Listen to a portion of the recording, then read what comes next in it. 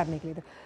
और आइए बात करते हैं ऐसे एनकाउंटर की जहां हथियारों का एक जखीरा बरामद हुआ है। बात करते हैं हम शोपियां की, जहां कल एनकाउंटर हुआ। हमने खबर आपको न्यूज़ में भी दिखाई थी कि किस तरह से आतंकियों के साथ मुठभेड़ हुई थी, और इस मुठभेड़ के बाद हमने देखा कि आज आप देखिए कि शोपियां से बहुत बड़ा जखीरा बरामद हुआ है हथियारों का। अब ये भारी मात्रा में जो हथियार और गोला बारूद बरामद हुए, आप समझ सकते हैं कि कोई बड़ी वारदात या आतंकी घटना को अंजाम दे सकते थे, और इसलिए कल एनकाउंटर के बाद आज ये बड़ा जखीरा बरामद हुआ, जिसके अंदर आप समझ सकते हैं कि ज़्यादा से ज़्यादा हथियार बरामद हुए हैं। और ये कल एनकाउंटर के बाद की बात है जब ये हथियार आपको मिला। शोपियां में ये हथियारों का जखीरा मिला है, कल यह एनकाउंटर किया गया था। और सबसे अहम बात यहाँ पर यह है कि शोपियां में कुछ दिनों पहले भी छापेमारी की कार्रवाई चल रही थी कि कहीं जो लोकल्स हैं उनका लॉजिस्टिकल सपोर्ट तो नहीं मिल रहा आतंकियों को, और सुरक्षा बलों को ये बड़ी कामयाबी हाथ लगी है,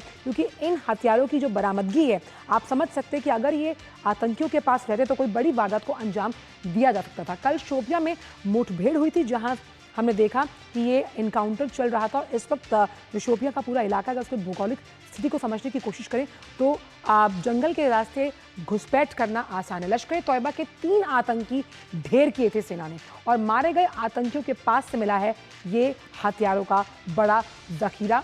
आप समझ सकते हैं, और कि किसी आतंकी वारदात को अंजाम देने के लिए ही इस तरह के हथियारों का इस्तेमाल किया जाता है अलग अलग राज्यों के लिए। तो ये जिस तरह से एक बड़ी सफलता हाथ लगी है, जहां एनकाउंटर में 3 लश्कर तोयबा के आतंकवादी मारे गए, उसके साथ ही आपने देखा कि बड़ा एनकाउंटर था और साथ ही साथ हथियारों का जखीरा भी बरामद किया गया है शोपियां से। और जब से पहलगाम की वो आतंकी कायराना हरकत पाकिस्तान ने की है, नाकाबिले बर्दाश्त, उसके बाद ऑपरेशन सिंदूर चलाया गया, तो 2 टूक प्रधानमंत्री की साफ तौर पर यह थी कि किसी भी लेवल पर जीरो टॉलरेंस है आतंकवाद को लेकर। विशाल बैरिस्टो इस वक्त हमारे साथ जुड़ गए हैं। विशाल, जिस तरह से एनकाउंटर की सफलता तो है ही, वहीं साथ ही साथ इस बड़े जखीरे की बरामदगी ये बताती है कि आतंक के खिलाफ जीरो टॉलरेंस है भारत की।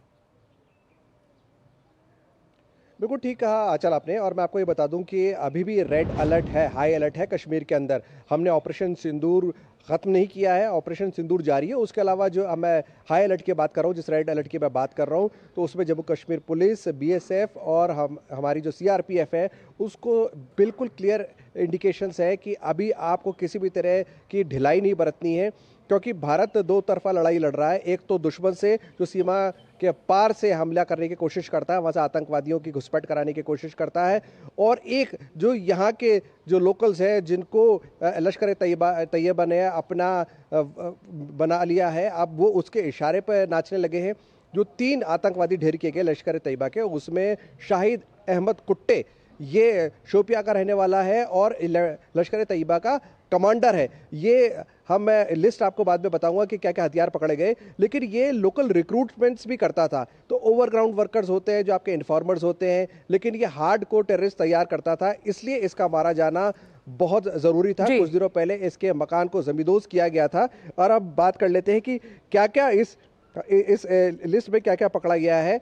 और मैं आपको बता दूं, जो मैं लिस्ट मेरे पास आई है पुलिस की तरफ से, 2 AK-47 राइफल्स, 10 मैगजीन और सेम राउंड एम्यूनिशन के भी, यानी कि 10 कारतूस, 10 राउंड का कारतूस और जिंदा कारतूस, 3 hand grenade, 2 pouches, 1 handbag, cash बरामद हुआ है, power bank cables, kit bag और आइडेंटिटी कार्ड और आधार कार्ड और 1 रिस्ट वॉच। तो तमाम तैयारियां इनके पास थी।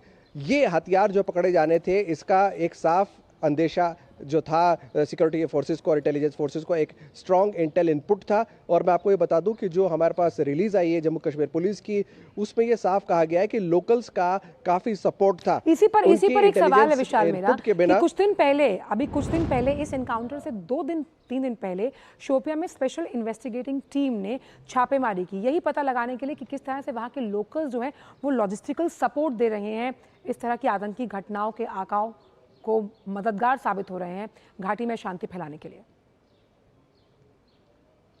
देखिए आंचल, मैं आपने ठीक कहा, लेकिन मैं दूसरी बात कह रहा था। मैं कह रहा था लोकल सपोर्ट पुलिस को मिला है। ये बड़ी अच्छी बात है कि लोकल जो है, जब पहलगाम की जो घटना हुई है उसमें ज़रूर यहाँ के लोग शामिल हो सकते हैं। यहाँ के लोग जो हमारे होते हुए भी, यहाँ का नमक खाते हुए भी नमक हरामी कर रहे हैं और पाकिस्तान के साथ मिले हुए हैं, वो लोग की बात नहीं कर रहा हूं मैं। जो ऑपरेशन सक्सेसफुल हुआ, एक इंटेल इनपुट था और उसके बिना पर एक बहुत ही बेहतरीन तरीके से इस पूरे ऑपरेशन को अंजाम दिया गया। इसमें 3 आतंकवादियों को जब ललकारा गया तो उन्होंने जबरदस्त फायरिंग शुरू कर दी।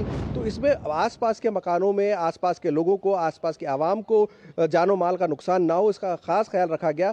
तीनों आतंकियों को ढेर किया गया और इसमें साफ लिखा हुआ है कि और ये लोकल जखीरे की सपोर्ट बरामदगी हमारी बताती है कि इन्वेस्टिगेटिंग किसी एजेंसीज बड़ी को था। आतंकी घटना के लिए जो पहले से ही इन हथियारों को जब्त किया गया है, वो अपने आप में किसी न किसी आतंकी घटना से परे हो गए। बहुत बहुत शुक्रिया विशाल इन तमाम जानकारियों को साझा करने के लिए।